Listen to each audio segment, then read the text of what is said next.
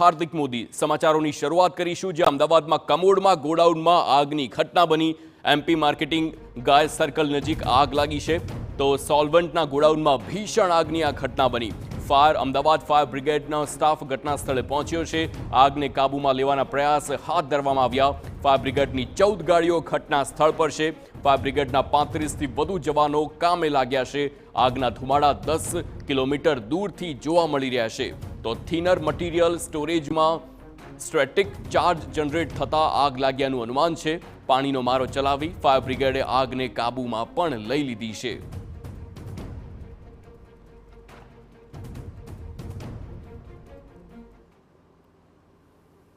અમદાવાદના old commode વિસ્તારમાં આવેલ ઇન્ડસ્ટ્રીયલ એરિયામાં આગ લાગી છે। આપ જોઈ રહ્યા છો કે કેવી રીતના આગ લાગવાને કારણે સમગ્ર બિલ્ડિંગનું સ્ટ્રક્ચર છે એ પણ આરસીસીનું સ્ટ્રક્ચર હતું એ તૂટી ચૂક્યું છે। આ સિવાય કેટલાક બ્લાસ્ટ પણ થયા હતા અને ત્યારબાદ સતત પાણીનો મારો અત્યારે હાલ ફાયર વિભાગની ટીમ દ્વારા ચલાવવામાં આવી રહ્યો છે।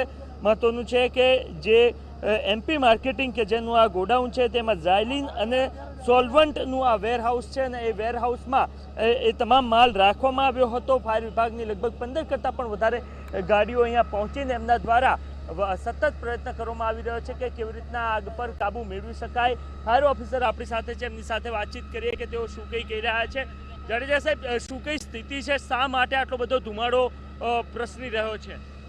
હાલમાં 5:15ની આસપાસ અમદાવાદ મ્યુનિસિપલ કોર્પોરેશનના કમાન્ડ કંટ્રોલ રૂમ ઉપર એક ફાયર કોલ મળેલ છે। શિવ એસ્ટેટ અસલાલી ઓડ કમોડ પાસે આવેલું એક શિવ એસ્ટેટ છે જેમાં એમપી માર્કેટિંગ નામનું એક વેરહાઉસ છે પ્લોટ નંબર 14ની અંદર જેમાં આગ લાગી હતી જે સંદર્ભે નજીકના ફાયર સ્ટેશનો પરથી ટોટલ 13 વોટર બાઉઝર એક રોબોટ વેન ઘટના સ્થળ પર મોકલવામાં આવી। હાલમાં પરિસ્થિતિ કંટ્રોલમાં છે। કોઈ જાનહાની કે ઈજાનો અહેવાલ હજુ સુધી મળ્યો નથી। ખાસ કરીને આજુબાજુની મેન્યુફેક્ચરિંગ કંપની જે છે ફર્નિચર મેન્યુફેક્ચરિંગ કંપની એમાં આગ પ્રસરે નહીં તેનું ખાસ ધ્યાન રાખવામાં આવી રહ્યું છે કારણ કે તેની અંદર ફ્લેમેબલ મટીરિયલ તરીકે સોલ્યુશનનો ઉપયોગ અને સ્ટોરેજ હોય છે।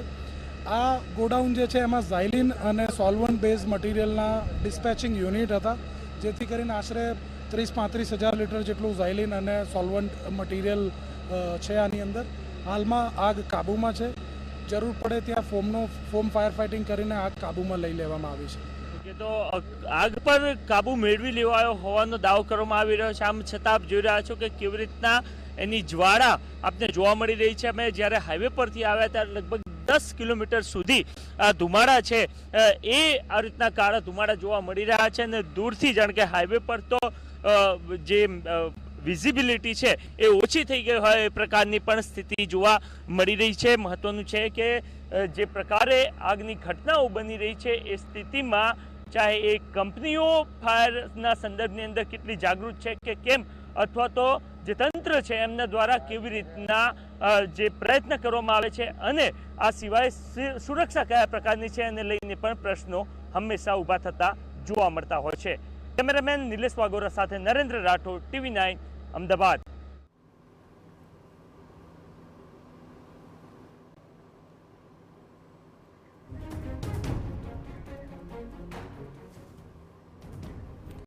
તો અમારી સાથે જોડાયા છે ફાયર ઓફિસર ઓમ જાડેજા। સર, આપનું સ્વાગત છે TV9માં।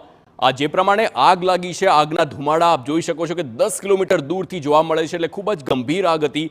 આગમાં હાલ શું સ્થિતિ છે?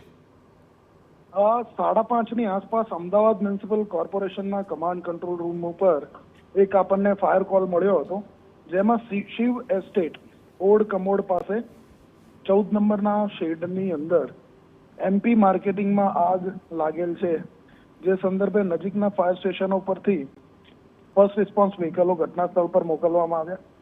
આગની ગંભીરતા જોઈને નજીકના બીજા ફાયર સ્ટેશનો પરથી વોટર બાઉઝર્સને બેકઅપ તરીકે ફર્સ્ટ રિસ્પોન્સમાં મોકલવામાં આવ્યા। હાલમાં ઘટના સ્થળ પર ટોટલ 16 જેટલા વાહનો છે, 35 જેટલા ફાયર ફાઇટર જવાનો છે। પરિસ્થિતિ કંટ્રોલમાં છે।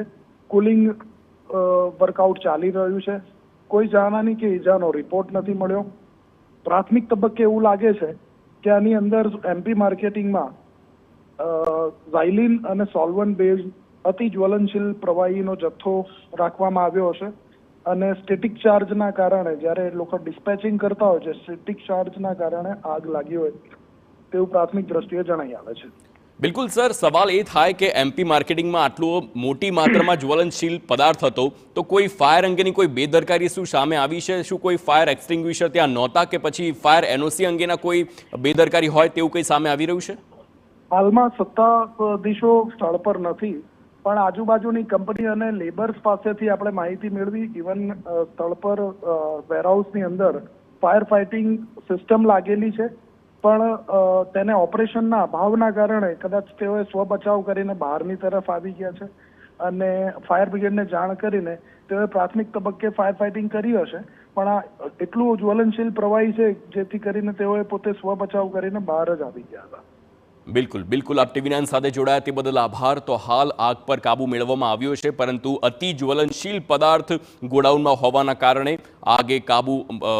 આગ પર કાબુ મેળવવો ખૂબ જ મુશ્કેલ હતો અને ગોડાઉનમાં રહેલા લોકો આગ પર કાબુ મેળવવા કરતાં પોતાનો જીવ બચાવીને સૌથી પહેલાં બહાર નીકળ્યા હતા અને ફાયરની સુવિધા હોવા છતાં આગ પર કાબુ મેળવાયો નહોતો. હાલ તે ઓમ જાડેજા ફાયર અધિકારીએ જણાવ્યું છે.